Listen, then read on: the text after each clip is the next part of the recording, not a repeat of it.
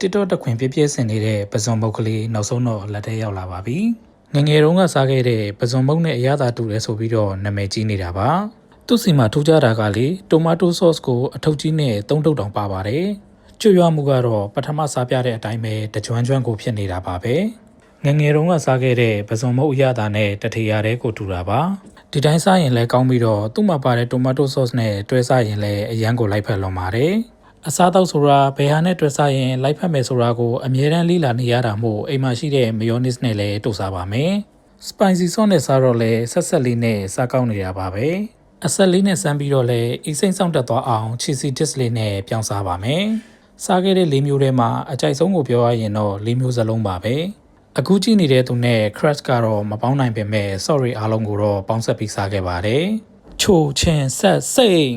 တောင်း3000ကနည်းနည်းလေးများပေမဲ့ထပ်တော့ဝယ်စားဖြစ်အောင်ပါတတာ